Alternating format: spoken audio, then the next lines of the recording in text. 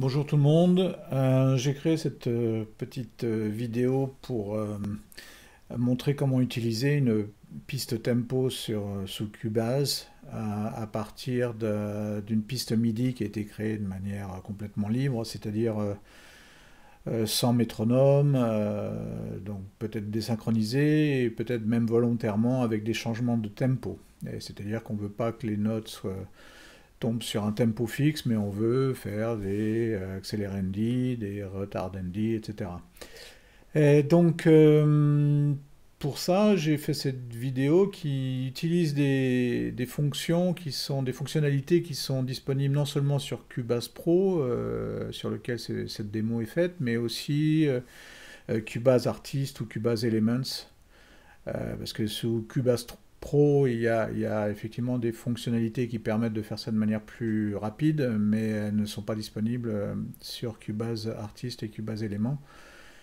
Et donc j'ai essayé de faire cette vidéo pour un maximum de personnes, voilà, en espérant que ça aidera tous ces musiciens qui veulent donc utiliser Cubase. L'intérêt d'avoir une piste tempo pour ça, c'est de pouvoir synchroniser par la suite d'autres pistes et créer éventuellement une partition. Alors d'abord, il y a plusieurs problèmes, comme on peut voir ici. Déjà, les notes ne commencent pas sur le premier temps, ils commencent après la deuxième mesure. Donc ça, c'est une première chose. Deuxièmement, le tempo, visiblement, est mauvais, puisque les notes qu'on voit ici ne tombent pas sur des temps, quoi. Donc on va essayer de corriger tout ça. Donc pour ça, on va donc la première chose à faire donc c'est de faire en sorte que le morceau commence bien sur le premier temps. Donc on double-clique sur le container, on voit cette vision, on voit cette piste, enfin c'est l'éditeur MIDI en fait, où on retrouve les mêmes notes avec les premiers accords ici, les trois premières notes qui commencent après la deuxième mesure. Et donc évidemment, il faut qu'on change tout ça. Donc pour ça, on utilise commande A sur le clavier, ou CTRL A si on est sous Windows, et on tape simplement l'endroit où on veut que tout ça commence, c'est-à-dire en l'occurrence 1.1.1.0. On tape Entrée, et voilà, toutes les notes ont bien été décalées vers la gauche, même si elles ne sont pas sur les bons temps et les bonnes mesures. Au moins, on commence bien sur le premier temps de la première mesure. Donc ça, c'était une première chose à faire. On peut éventuellement commencer sur la deuxième mesure si on veut. Il suffit de taper 2.1.1.0 ici, et ça aura le même effet, sauf qu'on commencera la deuxième mesure pour laisser du temps éventuellement pour initialiser des fonctions MIDI. Alors la première chose à faire, c'est de voir ces trois premiers accords ici, de faire en sorte qu'ils tombent, enfin que les quatre premiers accords en fait tombent sur des temps. Et donc, comme on voit pour l'instant, c'est un bordel monstre. Et donc, ce qu'on veut faire, c'est changer ça et faire en sorte que les mesures et les temps tombent bien sur les notes qu'on a jouées. Donc pour ça, on va cliquer avec le bouton de droite en haut ici et faire ajouter piste tempo. Voilà, on ajoute une piste tempo. Moi, je la mets au-dessus, je préfère, mais enfin, on n'est pas obligé. Et on voit ici que le premier événement, c'est un événement qui donne le tempo initial, correspond au tempo par défaut qui est visible en bas ici. Et donc, il correspond pour l'instant à 120 temps par minute. J'ai un peu de mal à traduire tout ça. Et alors, la première chose à faire, c'est de vérifier ici, quand on sélectionne la piste MIDI, qu'on a utilisé une base de temps dite linéaire, c'est-à-dire qu'elle va suivre toutes les modifications qu'on va faire sur la base de temps. Donc on voit qu'il y a l'icône est devenue une petite horloge, et ça va permettre de faire en sorte que les modifications qu'on va faire sur la piste de tempo ici vont tout de suite s'appliquer sur la piste sélectionnée de MIDI. On voit ici le premier événement, donc il correspond au tempo de 120 qu'on va changer. Et on va voir qu'en faisant ce changement, c'est-à-dire ici dans la piste tempo, en cliquant sur le premier événement et en le faisant glisser vers le bas, on va voir en dessous que ça ne modifie pas les notes, mais par contre ça modifie la position des des mesures et des temps, ce qui est ce qu'on veut.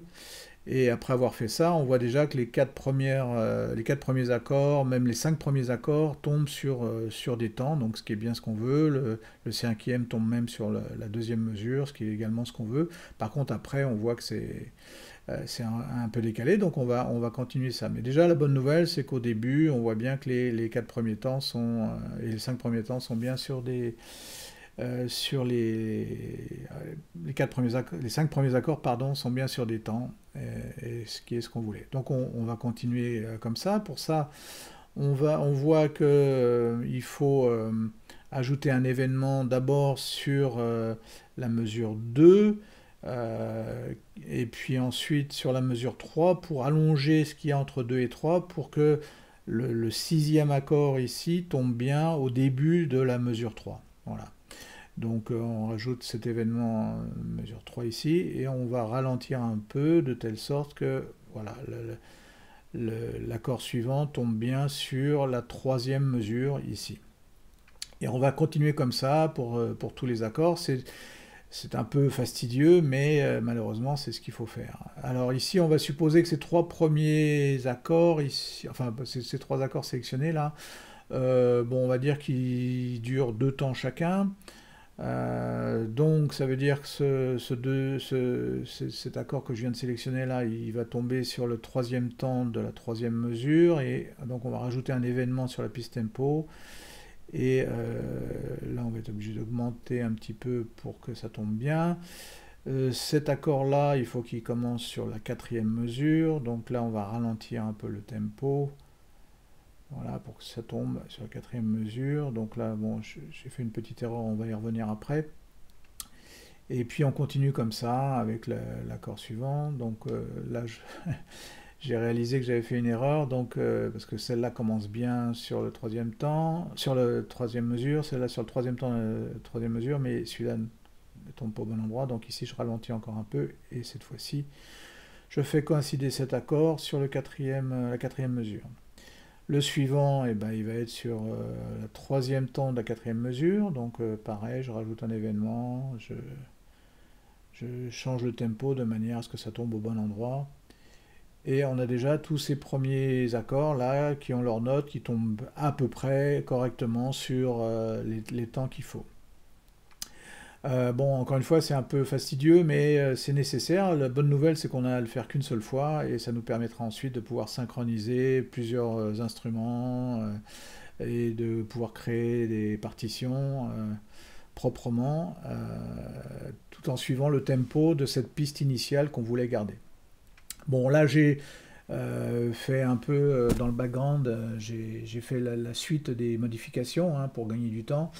Et donc là, pardon, on se retrouve bien sur les... Bon, ici, ce sont des croches, mais sinon, on se retrouve bien sur les temps, comme on désirait au départ. Et on peut d'ailleurs vérifier ça en visualisant la partition. Et là, cette fois-ci, on a une partition qui est, comme on le voit, beaucoup plus propre. Et qui correspond à ce qu'on a finalement joué dans la piste initiale, même si au départ elle n'avait pas un tempo fixe.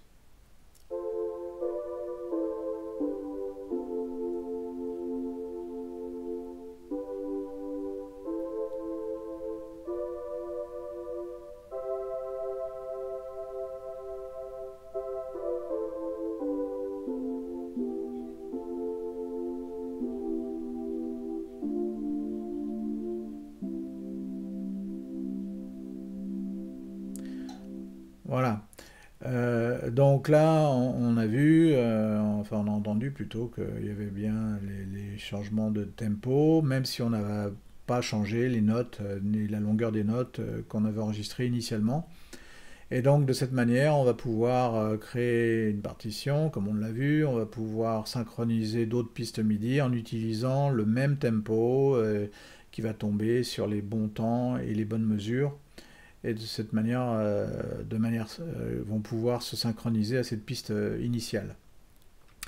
Donc ça, c'était une première méthode. Il y a une deuxième méthode que je vais vous montrer, bon, qui est un petit peu moins naturelle, parce que là, cette fois-ci, on ne va pas se laisser aller à jouer des notes selon le tempo qui nous plaît, on va plutôt les quantiser en utilisant le métronome. Voilà, c'est ce qu'on voit ici. Donc là, c'est une autre piste que j'ai enregistrée à partir du clavier MIDI aussi, mais cette fois-ci en utilisant le métronome et en faisant en sorte que les notes tombent en même temps que le métronome, donc à peu près sur les temps et les mesures. Et l'idée, c'est une fois qu'on a bien calé proprement toutes ces notes, bon, qui sont à peu près calées comme vous pouvez le voir ici, sur aux bons endroits par rapport au temps et aux mesures. On voit qu'il y a des petites erreurs ici où j'étais un peu en avance. Mais l'intérêt, c'est de pouvoir ensuite les modifier.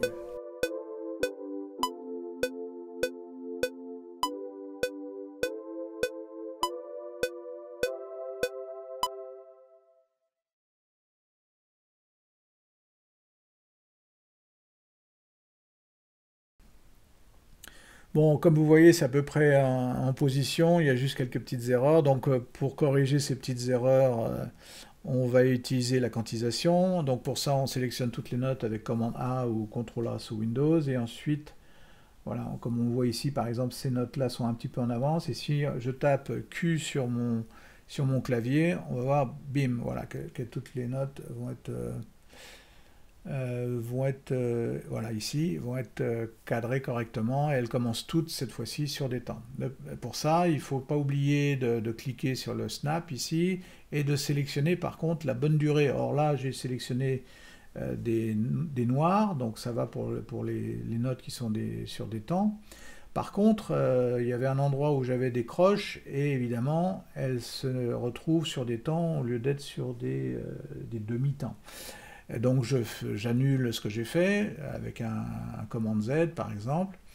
Et donc je retrouve du coup mes erreurs, mais cette fois-ci je vais sélectionner les croches, donc 1/8 ici, et je vais réappliquer la quantisation en tapant sur le cul de mon clavier pour que toutes les notes cette fois-ci se retrouvent calées sur toutes enfin, sur les croches les plus proches, quoi.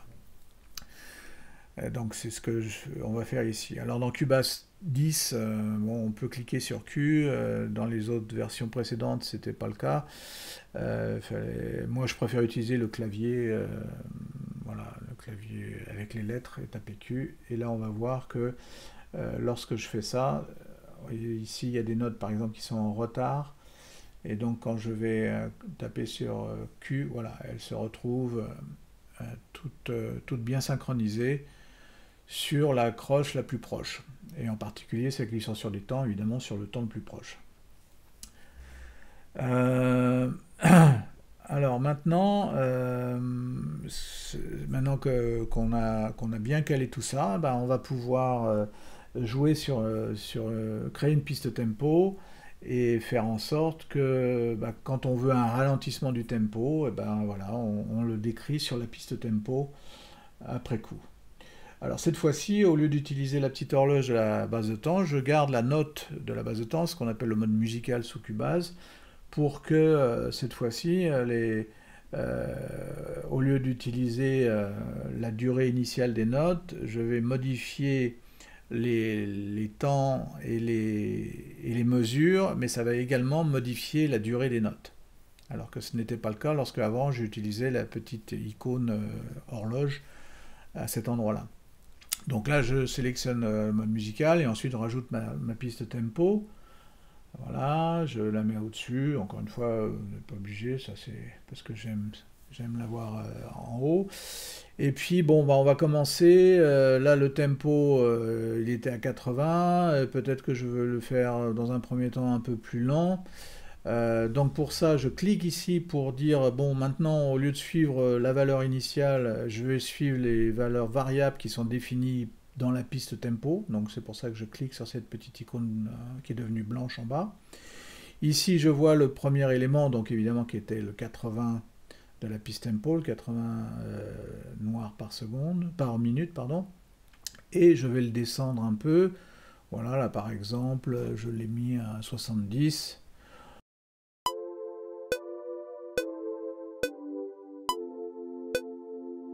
Bon, en fait, ça va être un peu trop lent, donc ce que je vais faire, je vais plutôt l'accélérer, ça sera plus, en même temps plus rapide pour la démo, et ce petit didacticiel. Donc là, par exemple,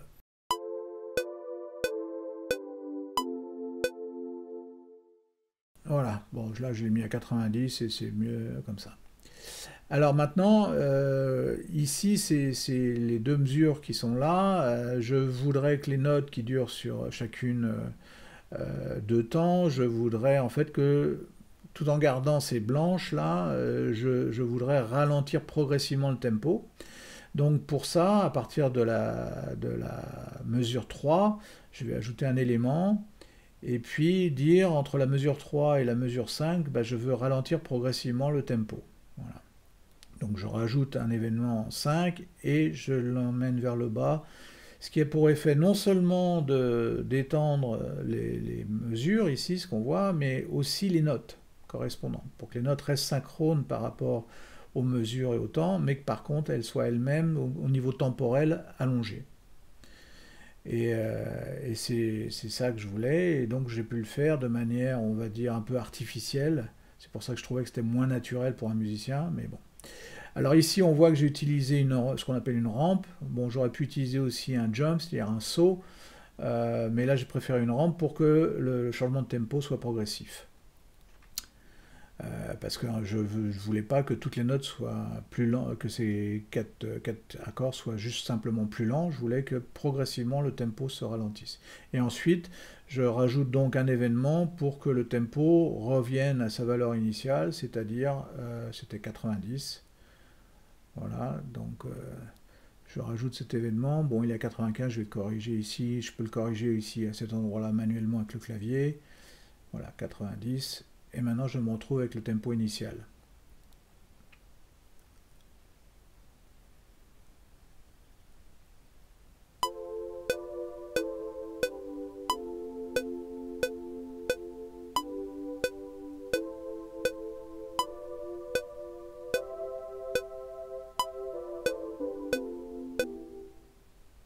Voilà.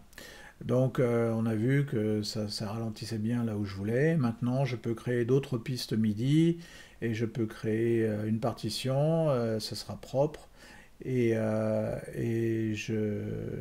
j'atteindrai l'objectif initial qui était de pouvoir synchroniser des pistes ensemble lorsque le tempo n'est pas figé. Et je vous ai montré les deux méthodes pour le faire.